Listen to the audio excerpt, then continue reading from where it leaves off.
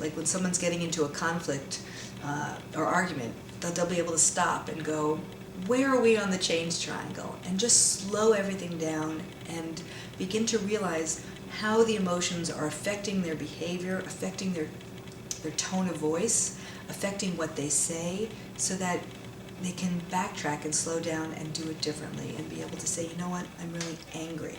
But say it in a kind way where someone can hear it, and the other person will be able to say, I hear you're really angry.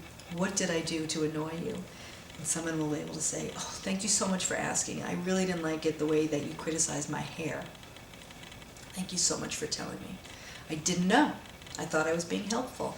And so many of the conflicts that we have in relationships are misunderstandings. I think 99% of conflicts people have are just misunderstandings because we're making all these assumptions based on our own lens and this way that we all have a unique way of seeing the world that's based on the sum total of every experience since the time we were born, because the brain wires the way in relation to experience. So we have genetics, which we're born with, and then everything else is learning, and the brain now wires. There's an expression, the neurons that fire together wire together, which means that when we're being stimulated by the world and learning our lessons, we form in relation to that, and therefore everybody has a completely unique lens.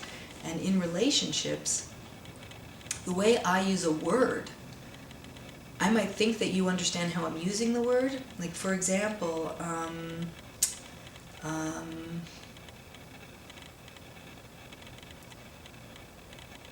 me see if I can think of an example.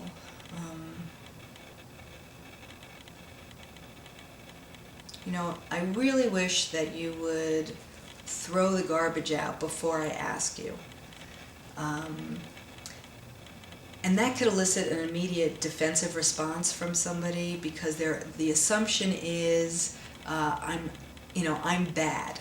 I haven't done enough to help around the house. I'm being yelled at. I'm the victim here. If you could catch that response and instead stay on par and curious, can you say, what does it mean to you if I don't take out the garbage? Well, I don't feel loved. I don't feel like you care about me. I don't feel like you're a team player. And then the response is, oh, I had no idea. I just thought you were telling me I was bad, or that I wasn't a good helper. So we can start to reframe things by learning how other people sense their emotions and how they make sense of their emotions and what thoughts it brings up, and clarify our intention with each other so we can treat each other better.